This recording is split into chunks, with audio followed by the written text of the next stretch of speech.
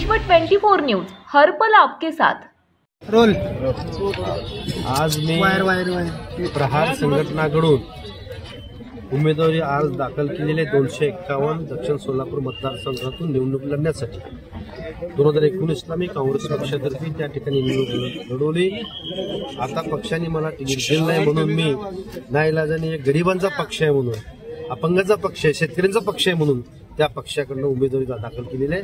अजून मला निश्चित खात्री आहे की दक्षिण सोलापूरच्या लोकांनी माझ्यावर विश्वास टाकून मला भरघोस मताने विजय करतील असं मला खात्री आहे। सर, तुम्हाला मध्यमधनं काँग्रेसकडनं ऑफर होती तरी तुम्ही झुगारून आला। ज्या ठिकाणी मी माझा कार्यक्षेत्र आहे, ज्या ठिकाणी मी तिथं माझे कार्यकर्ते आहेत, माझे मतदार आहेत, त्या ठिकाणी सोडून जर दुसऱ्या ठिकाणी ते असेल तर मी ते मान्य करणार नाही।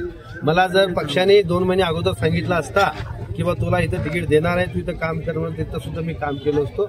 अचानक ही उमेदवारी डिक्लेअर झाली म्हणून तिथं मला जमत नाही, यासाठी मी माझा ज्या ठिकाणी कार्यक्षेत्र आहे त्या ठिकाणी मागणी केली। म्हणजे कोण कोण तुम्हाला दबाव आणला होता की काँग्रेसकडनं घ्या म्हणून? दबावाचा प्रश्न नाही, दबावाचा प्रश्न नाही। मी बघा एक सच्चा कार्यकर्ता आहे, कुठेही काम केलं तर मी सच्चा कार्यकर्ता आहे। पक्षाचे सिपाई म्हणून काम केलेलं आहे।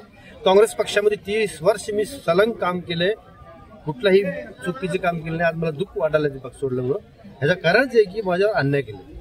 आता भविष्यात अजून मग काय निर्णय बरोबर कंटिन्यू मी ज्या ठिकाणी जातो मी शब्दाचा पक्का आहे त्या ठिकाणी कायम करू राहतो। 30 वर्षापासून आपण काँग्रेसमध्ये होतात, प्रहारमध्ये प्रवेश केला, काय भावना काय होत्या मनात? भावना म्हणजे कसं आहे माहिती का, ज्या ठिकाणी 2019ला तिथं जायला कुणी तयार नव्हते, कुणी तयार नव्हतं, मी पुढे घेऊन गेलो।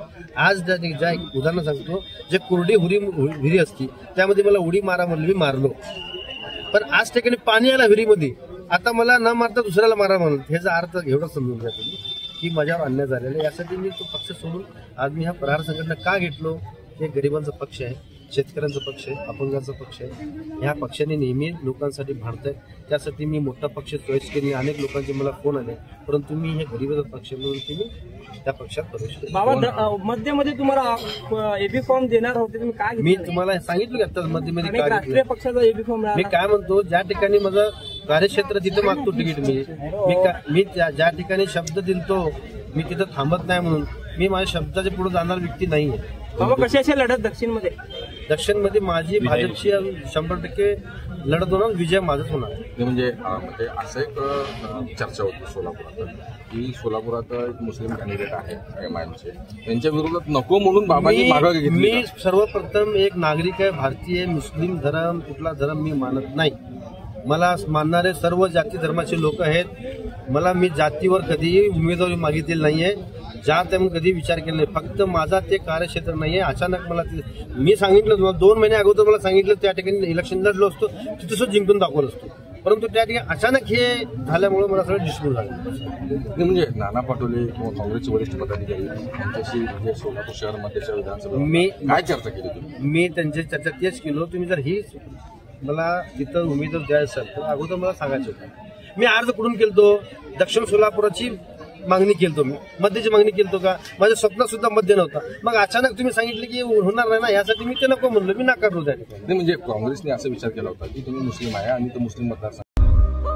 राज्यातील महत्त्वाच्या आणि आपल्या भागातील ताज्या बातम्या पाहण्यासाठी आजच आमच्या विश्व 24 न्यूज चॅनलला YouTube वर सबस्क्राईब करा आणि बेल आयकॉन प्रेस करा।